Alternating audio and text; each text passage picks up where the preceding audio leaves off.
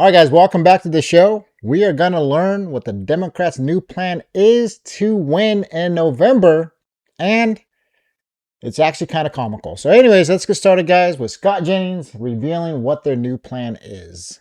Democrats' new plan to win in November. Just be normal.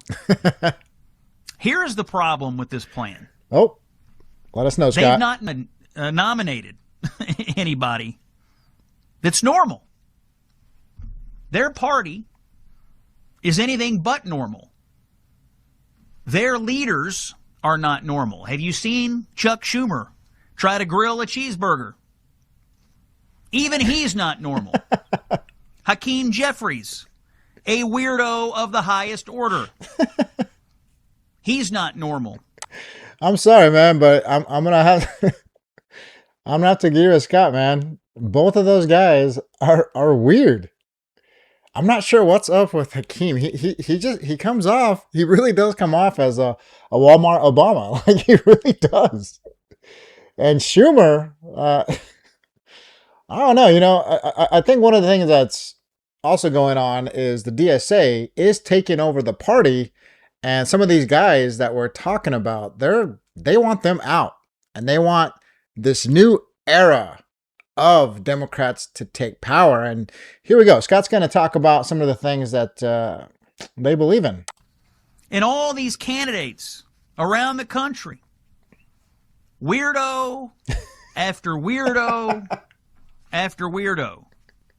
New York City, Darrell Avila Chevalier, New York 13. No, it means ending policing, full stop. Period. No more police at all, ever. Does that sound normal to you? Francesca Hong, who's likely going to get the Democratic nomination for governor in Wisconsin this very week. Cancel Thanksgiving. Should have done this in 1621. She called Thanksgiving a colonizer holiday and, quote, the original super spreader event. Yeah, this is who they're running for governor in Wisconsin. Does this sound normal to you? Colorado won. Milot Kairos. She took out an incumbent in a primary. She called the Hamas October 7 massacre, quote, the inevitable consequence of apartheid. It was just inevitable. They had to come over and rape and murder and kidnap all these people. You know, the thing that Scott's saying is very interesting, because when I talk to Democrats who are still in the Democratic Party, right? As you know, I was a Democrat 25 years, left the party, want nothing to do with them, but I still will discuss some things with some Democrats, not all. Most of them don't even want to have a discussion. But when I actually get one or two of them to communicate, the one thing I always hear them say is, well, yeah, I don't like that part of the party, right?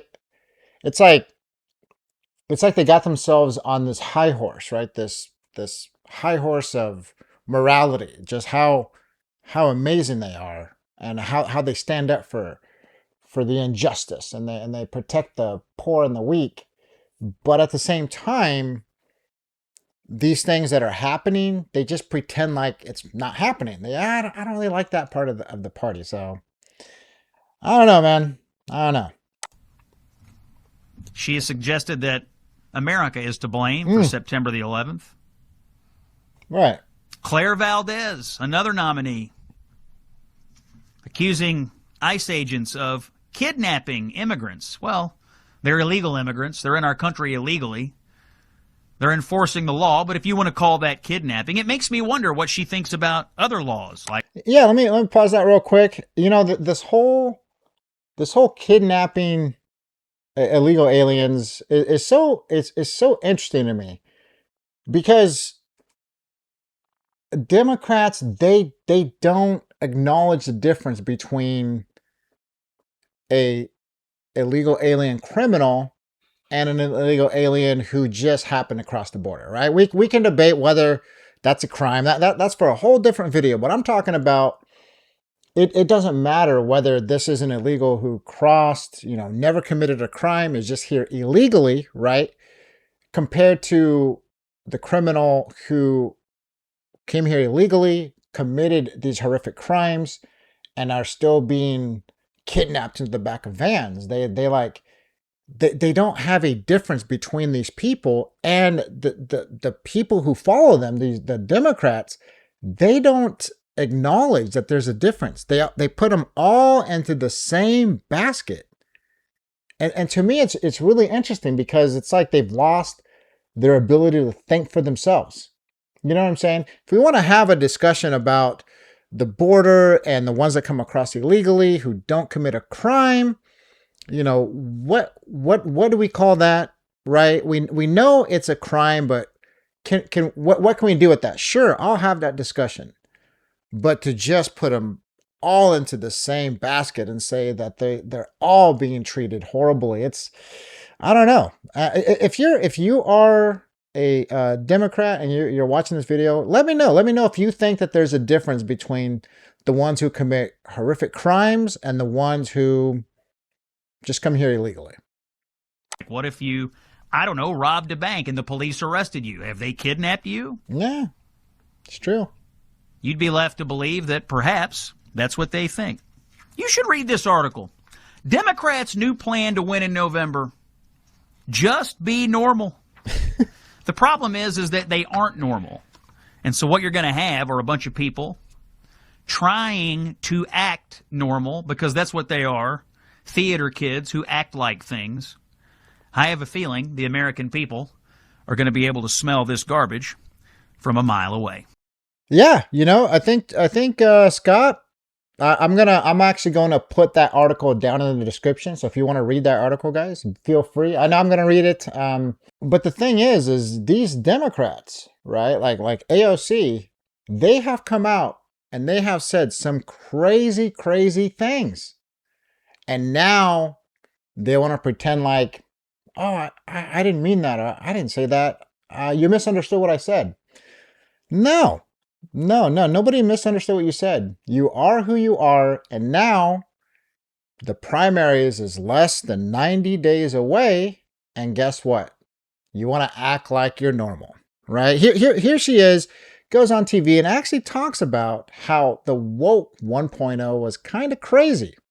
You have Wisconsin coming up next. Francesca Hong, who is the Democratic Socialists of America supported candidate for governor. You haven't endorsed her. Are you going to? No, I haven't endorsed in that race. My focus has been in winning back the Congress, winning back the House, and positioning ourselves to have the best chance possible to win the Senate. So I've been focused on those legislative races. What do you make of those controversial statements? I'm sure you've seen. I mean, she's, the Thanksgiving dust up. Mm-hmm. She says she doesn't, still believe that, but the abolished prisons, abolished police, which is also positions that have been taken by a lot of the progressive candidates who have won. Mm-hmm. How do you get around that? I mean, those are not positions that are supported by right. I mean, I think that a lot of these races, even right now, they'll have a tendency to be nationalized. Yeah. But these races ultimately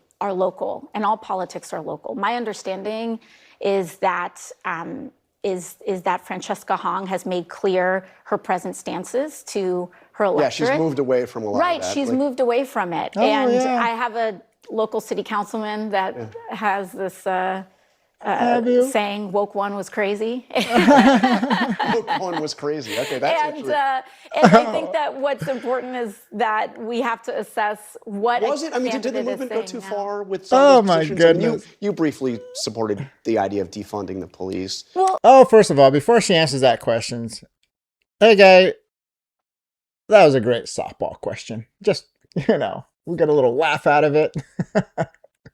Woke one was crazy. If you guys think that wokeness is crazy, 1.0 is crazy, you have not seen anything yet. Woke 2.0, which is between now and 2030, the next 4 years, it's gonna get crazier. you know? Right now, she's talking about, oh, wait a second. Woke 1.0 5 years ago was crazy. Wait a second. You guys still want to defund the police? You guys still want to get rid of ICE? You literally don't even fund ICE when it comes up to Congress. You refuse to fund it. You know what I'm saying?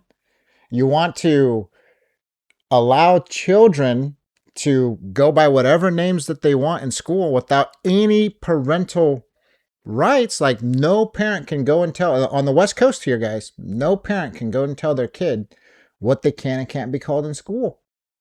Right? Boys are still playing in women's sports. Like, come on. 2.0, 1.0, you haven't seen anything yet. We're just getting started with the craziness. Anyways, he asked about, hey, wait a second, you used to believe in defunding the police. Let's see what's changed. I think that during this time and especially during COVID, there was a huge opening of the Overton window. We were shut down. There was some of the highest unemployment rates that we have seen because of those shutdowns. Yeah. And I think that the doors were really open in trying to entertain any and every policy that was going to get us to a better place. And I actually think that the discussions that were had in that time were quite fruitful. I think that when we talk about crime today, it's fundamentally different than the way that we talked about crime in bringing crime down, right? Yeah, you know what, AOC, I agree with you. Crime today is much different than it was in 2020. After you guys allowed millions and millions of illegals to come in, right? Crime took off. Crime is way worse today than it was before the pandemic. But you literally want to sit here and you want to say that, you know what, when everybody shut down, we just decided to like toy with the way our country works. You know, we're like, hey, let's just get rid of the police and see what happens. Hey, let's let men go into women's bathrooms and see what happens. So yeah, so I guess what we'll do is we'll blame the pandemic for all these crazy ideas. And then now that 2026 is here and the midterms are here, you know what? We're done with that. We're going back to normal. Kind of, right? They still got a lot of pretty crazy shit that they're doing. But, you know, this AOC lady, she's something else. Right? And I think that we all share in the goals of having as low a crime rate as possible. I think that, during lockdown, of course, rhetoric in that time is not rhetoric that we would use today. And I'm grateful that these candidates have the opportunity to present who they are to their electorate and what they're campaigning on in this moment. Okay, well, so, what she wants to say is that the reason she thought we should defund the police had nothing to do with George Floyd before the pandemic. It had to do with being locked down, right? The government locked down, world locked down, and so we just came up with these crazy ideas that was woke 1.0. I'm telling you guys right now, she's full of BS, and I can prove that to you. Here we go. Just 3 weeks ago. So this is Dr. Abdul Al-Said, and guess what? He wants to defund the police. He literally wants to get rid of police across the country, and he's running for Senate. So here we have AOC saying, hey, that was something that, I just kind of toyed with back in 2020 during the pandemic. And, I've grown, but wait a second. Isn't this you just 3 weeks ago? Hugging this man? Wait a second.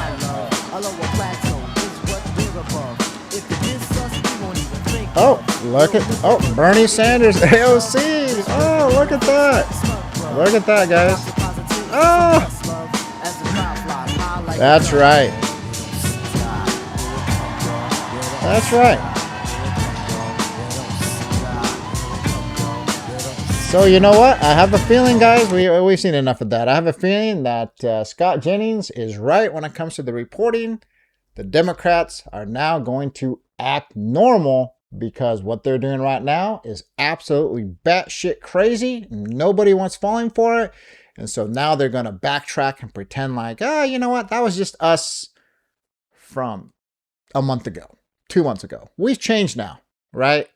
The bottom line is, at the end of the day, the Democratic Party is splitting into two parties, the DSA and the Democratic Party, under the same umbrella. Who is going to survive? I don't know. Right now, what it looks like is the DSA will overtake the Democrats and will now become the new party. So that's the choice you got to make. You either go along with this, you can still go with the, well, you know, I like this part, but I don't like that part. Or you can go, you know what? America deserved 9/11.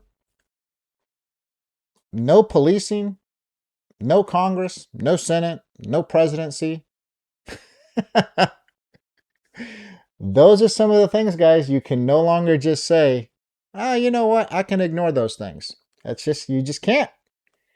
But if you can, let me know in the comments below. We're at the end of the video, guys. Thank you so much for sticking around if you're still here. Don't forget, hit that like button, subscribe, and leave a comment. I want to know how you think. And I say this every time at the end of every video because it's so important to me.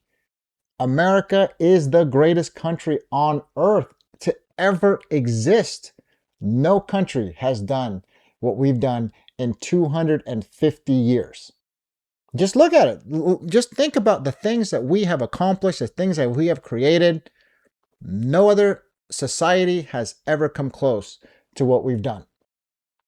So that's why it's so important that we continue to fight for our country and defend our values. If we don't do that, guys, one day we're going to wake up and guys like Abdul al-Said and the Muslim Brotherhood is going to take over, and we'll be living in a different America that I'm telling you right now, slavery is nothing compared to what could happen if we don't wake up and vote these people out.